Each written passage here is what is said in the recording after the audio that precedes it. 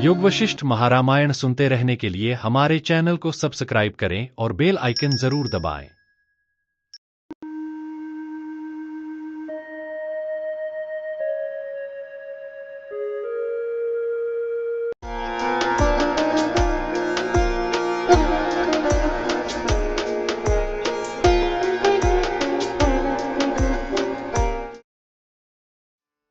दार्शनिक संदेश देता है।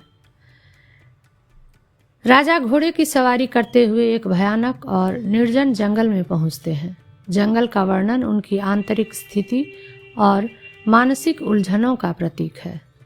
वहां भूख से व्याकुल राजा एक चांडाल कन्या से भात मांगते हैं।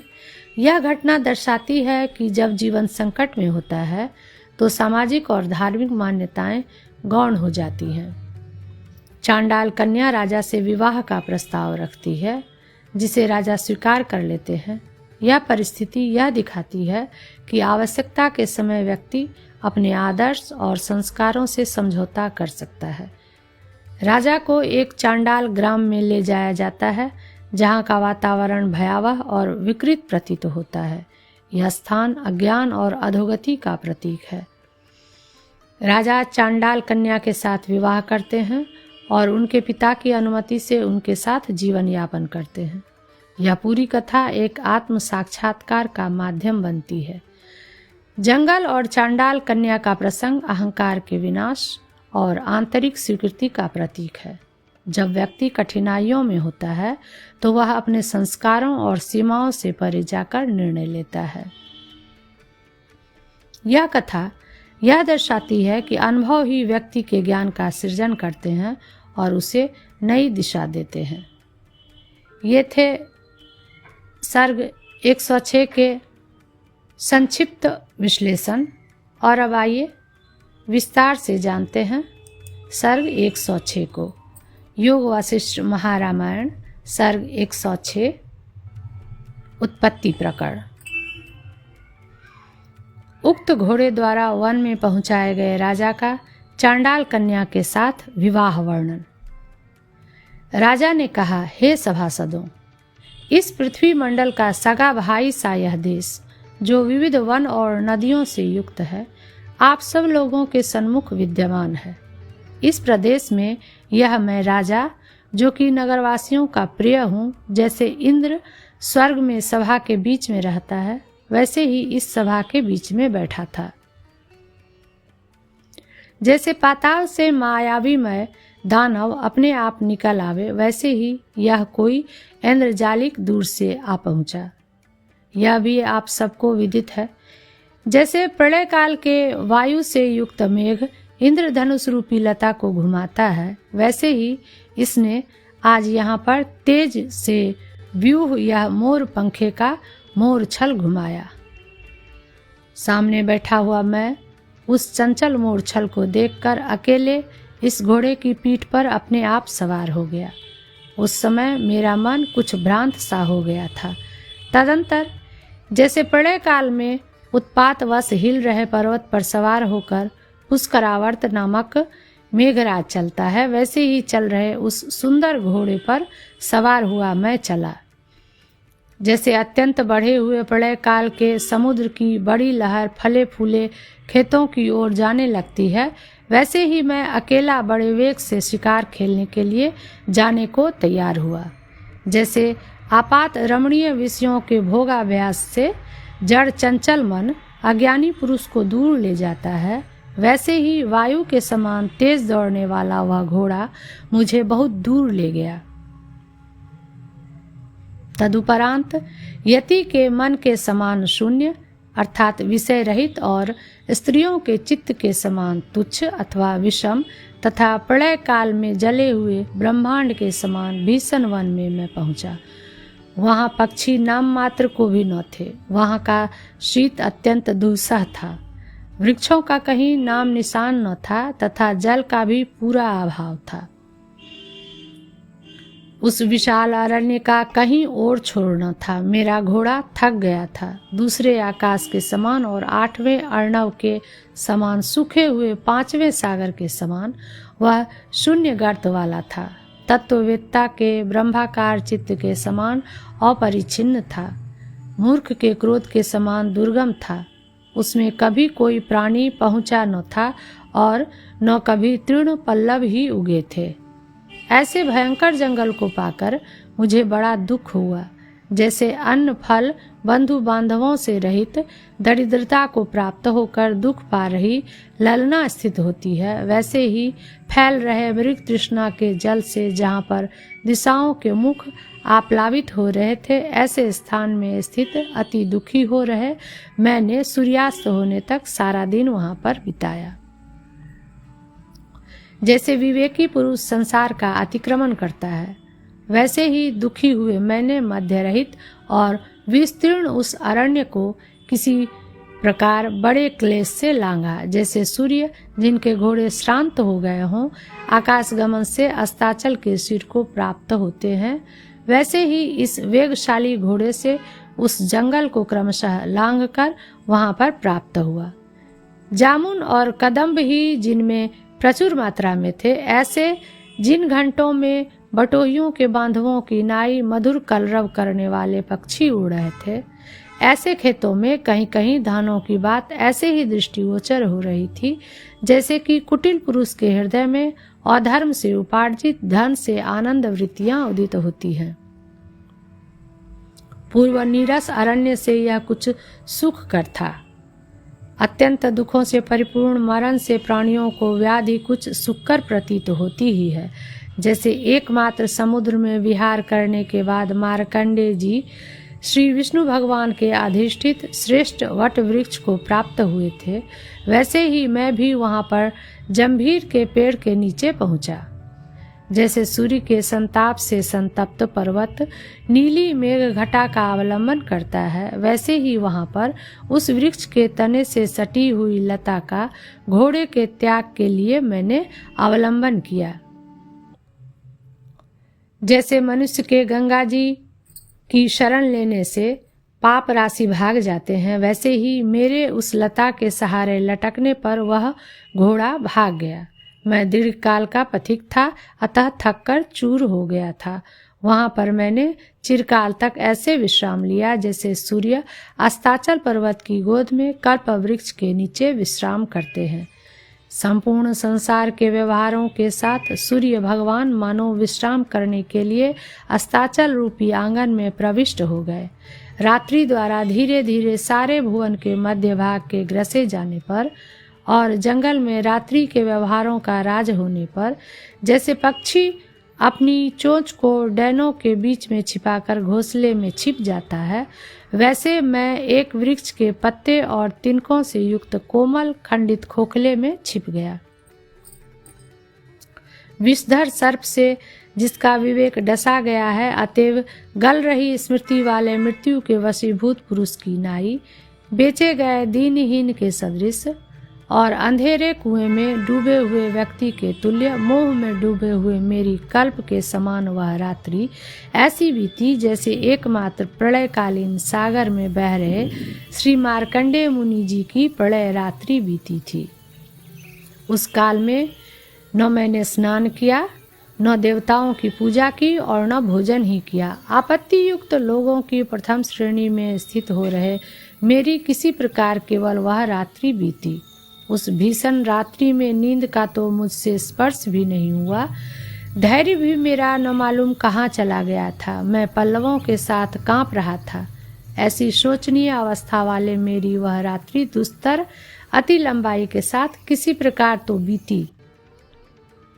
तदंतर जैसे मैं अपने मुंह, नेत्र और तारिका के साथ मलिनता को प्राप्त किया गया था, वैसे ही अंधकार घटा के सितारों, चंद्रमा और कुई के फूलों के साथ खूब मलिनता को प्राप्त किए जाने पर और दीर्घ जंगल में वेतालों के सिंहनाद के शांत होने पर दूसरा शीत की व्यथा से युक्त प्राणियों के दांतों की पंक्तियों की खटखटाहट और चित्कारों से क्लेश में पड़े हुए मेरा ही उपहास कर रही पूर्व दिशा को मैंने देखा, जिसने मद्यपान से अरुणता प्राप्त की थी।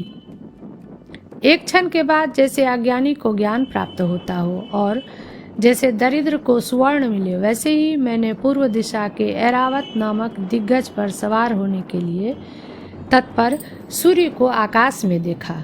उस समय उठकर मैंने, जैसे संध्या के समय नृत्य में अनुराग रखने वाले शंकर भगवान गज चर्म को झाड़ते हैं, इधर उधर फटकारते हैं, वैसे अपना बिछौना झाड़ा।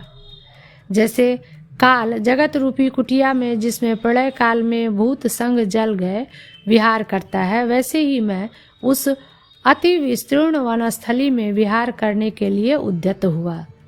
जैसे मूर्ख के शरीर में कोई मनोहर गुण नहीं दिखाई देता, वैसे ही उस जीर्ण जंगल में मुझे एक भी प्राणी दिखाई नहीं दिया। वहाँ पर केवल ची ची चू चू यूं चहचहा रहे पक्षी निशंक होकर निष्फल वन प्रदेश में परिभ्रमण से अपनी जाति चपलता प्रकट करते हुए फुदक रहे थे। तदुपरांत जब सूर्य आकाश के 8वें हिस्से में चढ़ चुके थे, यानी लगभग 4 दंड दिन चढ़ गया था, और लताएं जिनके ओस बिंदु सूख गए थे, अतएव मालूम होता था मानो स्नान कर चुकी हो, उस समय घूम रहे मैंने सिर पर भात का थाल रखी हुई एक कन्या को देखा, जैसे कि दानव ने अमृत के सुंदर घड़े को धारण की हुई माधवी को देखा था। उसके नेत्रों की तारिका बड़ी चंचल थी, स्वरूप काला और काले ही वस्त्र पहने थे। जैसे चंचल सितारे रूपी नेत्रों से युक्त तथा अंधकार रूपी वस्त्रों को धारण करने वाली काली रात्रि के पास चंद्रमा जाता है, वैसे ही वहाँ पर मैं उसके समीप गया। मैंने उससे कहा, हे बाले, इस भारी संकट में पड़े हुए मुझे शीघ्र यह भात दो। दीन पुरुषों का दुख हरने से संपत्तियां वृद्धि को प्राप्त होती हैं। हे बाले, जैसे पुराने पेड़ में खोखले में रहने वाली ब्याई हुई काली सांपिन वृद्धि को प्राप्त होती है, वैसे ही मेरे पेट में यह प्राणांतकारिणी भूख की ज्वाला वृद्धि को प्राप्त हुई है। जैसे लक्ष्मी प्रयत्न पूर्वक की गई प्रार्थना से पापी को धन नहीं देती है, वैसे ही मेरी इस प्रार्थना से भी उसने मुझे कुछ नहीं दिया, तथापि मैं अन्न प्राप्ति की आशा से चिरकाल तक उसका अनुगामी बना रहा। मेरे छाया के समान एक प्रदेश से दूसरे प्रदेश में उसके पीछे पीछे चलने पर उस रमणी ने मुझसे कहा, हे हार के युरधारिन भद्र पुरुष, आप मुझे पुरुष, अश्व और गज का भक्षण करने वाली राक्षसी के तुल्य अत्यंत क्रूर चंडालिन जानिए। हे राजन, जैसे ग्रामीण जन से जिसकी इच्छा पूरी न हुई हो सुंदर सौजन्य कोई पा नहीं सकता, वैसे ही केवल याचना मात्र से आप मुझसे भोजन नहीं पा सकते हैं। यह कह चुकने के अनंतर पद पद पर हाव भाव के साथ चल रही, वृक्षों के निकुंजों में छिप रही तथा अपनी अभिलाषा के सूचक कटाक्ष आदि चेष्टाओं से विनम्र हुई, उसने मुझसे कहा, यदि तुम मेरे पति बनते हो तो मैं यह भोजन तुम्हें देती हूँ, क्योंकि पामर लोग प्रेम के बिना किसी वस्तु से उपकार नहीं कर सकते। जैसे स्मशान भूमि में वेताल भूखा और धूली से धूसर रहता है, वैसे ही यहाँ खेत में भूखा और धूली से सना हुआ मेरा पिता जो चांडाल है, बैलों को चला रहा है, यानी खेत जोत रहा है। उसके लिए यह अन्न है। आप में मेरा भातित्व यदि स्थिर हो जाए तो इस अन्न को आपको दे सकती हूँ, क्योंकि प्रिय पुरुषों की प्राणों से पूजा करनी चाहिए। तदुपरांत मैंने उससे कहा, हे सुव्रते, मैं तुम्हारा पति हूँ।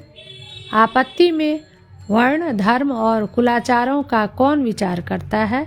मेरे प्रतिज्ञा करने के उपरांत जैसे प्राचीन काल में मोहिनी रूप धारण किए हुए भगवान ने आधा अमृत इंद्र को दिया, वैसे ही उसने आधा भात मुझे दे दिया। उसी को मैंने क्षुधा की पीड़ा से बहुत समझा। मोह से मेरा चित्त हरा जा चुका था, अतएव मैंने वह भीलों के ग्राम का भात खाया और जामुन का रस पिया, वहाँ पर विश्राम भी किया।